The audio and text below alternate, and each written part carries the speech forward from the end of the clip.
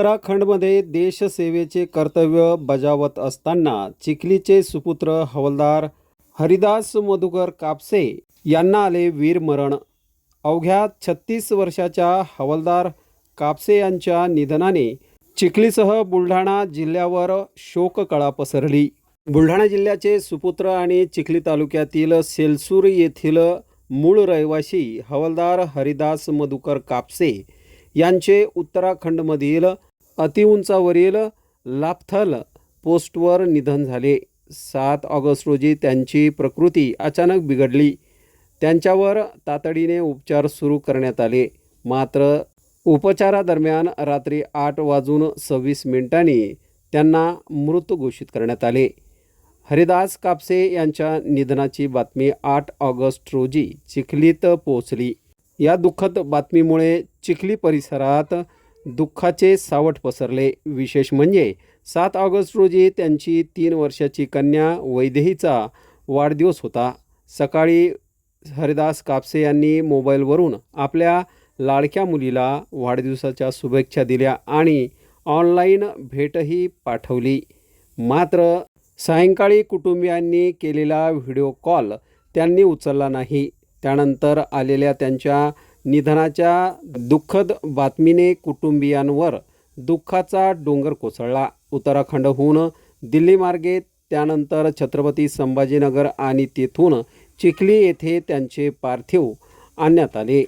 Dandge layout येथील त्यांच्या निवासस्थानापासून अंत्ययात्रा ही खंडाळा रोड चौक छत्रपती शिवाजी महाराज पुतळा मार्गे ही अंत्ययात्रा चिखली तालुका क्रीडा संकुलात पोहोचली।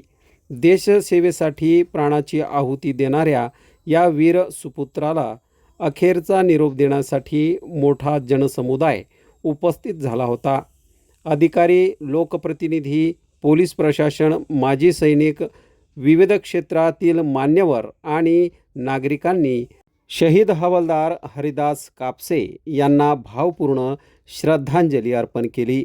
शासकीय इतमामात पार पडलेल्या अंत्यसंस्कारावेळी वातावरण अत्यंत भावुक झाले होते।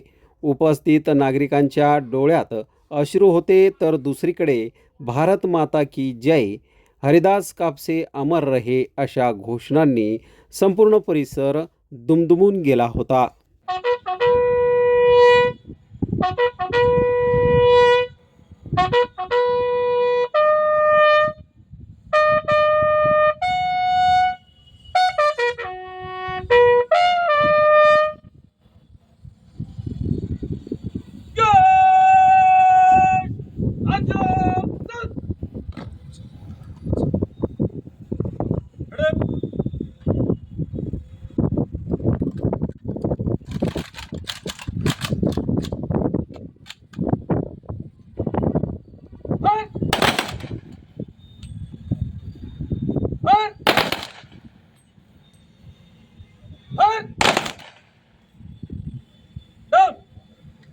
कृपया जे अग्नी देणारे आहेत त्यांनी समोर यायचं आहे।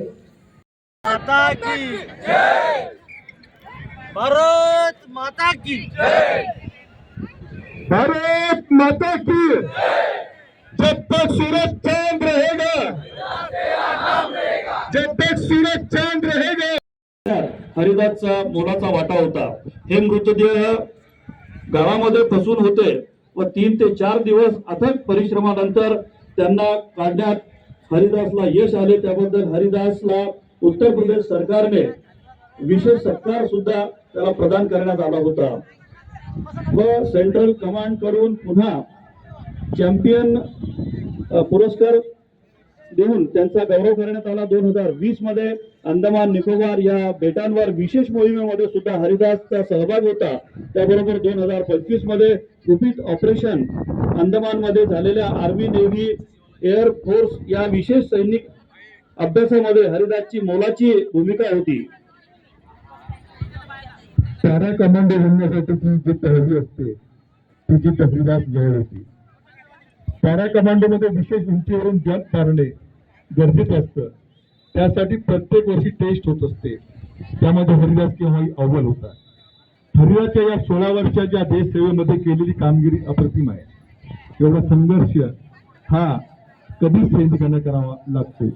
पण हरिदासमध्ये युद्ध होती, भूजन्य धाडस होतं.